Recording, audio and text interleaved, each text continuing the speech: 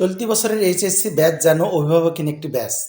এই ব্যাচের কোনো অভিভাবকই নাই, কোনো নীতি নির্ধারক নাই যে ব্যাচটির কথা চিন্তা করে ভালো কিছু করবে। অভিভাবকহীন হলে যেমনটি হয়, এই ব্যাচের কপালে ঠিক তেমনটি ঘটে যাচ্ছে। পরীক্ষার শুরুতে এরা পরীক্ষা পেছানোর দাবিতে অনেকবার আন্দোলন করেছিল, কিন্তু কেউ তাদের কথা শুনেনি একবারও।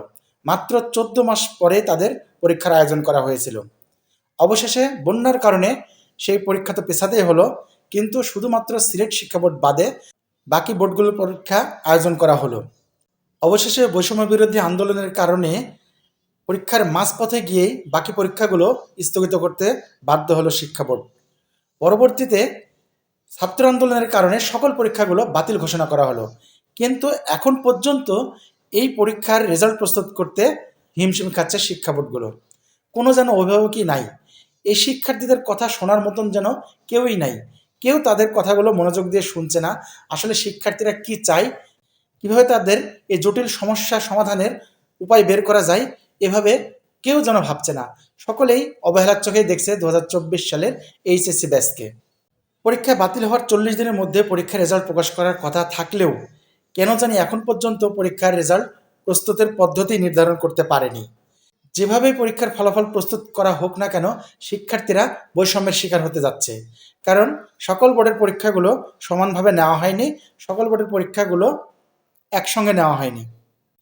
শিক্ষা বোর্ডের প্রস্তাবনা অনুযায়ী যে পরীক্ষাগুলো গ্রহণ করা হয়েছে, সেই পরীক্ষার খাতাগুলো নিরীক্ষণের মাধ্যমে রেজাল্ট প্রস্তুত করা হবে।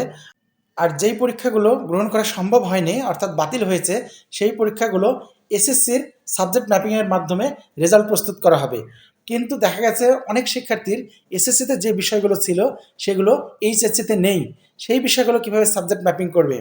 এই সাবজেক্ট ম্যাপিং করতে গেলেই বৈষম্যের শিকার হচ্ছে শিক্ষার্থীরা। সিলেট শিক্ষা বোর্ডের পরীক্ষা যেহেতু 2টা-3টা হয়েছে, সেখানেও বৈষম্যের শিকার হতে হচ্ছে অন্যান্য বোর্ডের শিক্ষার্থীগুলো। শিক্ষার্থীরা কি চায়, এ বিষয়টি কোনো সময় শিক্ষা মন্ত্রণালয় বা শিক্ষা বোর্ড এতটুকুনো বোঝার চেষ্টা করেননি। জোর করে তাদের উপরে তাদের ফলাফলগুলো চাপিয়ে দেওয়ার চেষ্টা করা হচ্ছে। এতে করে বৈষম্যের শিকার হওয়ার সম্ভাবনা দেখা দিয়েছে। অনেক শিক্ষার্থীর দাবি তাদের যেন অটো পাস দেওয়া হয়, আবার কিছু শিক্ষার্থীর দাবি জানাচ্ছে তাদের এসএসসি রেজাল্টটাই যেন পুনরায় প্রকাশ করা হয়। তো প্রিয় শিক্ষার্থী বন্ধুরা, শিক্ষা বোর্ড থেকে যে সিদ্ধান্তটি নেওয়া হবে, অবশ্যই তোমাদের সার্বিক ভালো দিকটা বিবেচনা করেই সিদ্ধান্ত নেওয়া হবে। আশা করি তোমাদের সকলের পরীক্ষার ফলাফল ভালো হোক, সকলের মন মতো রেজাল্ট হোক, এই প্রত্যাশা করে আজকে এখানে শেষ করছি। ধন্যবাদ।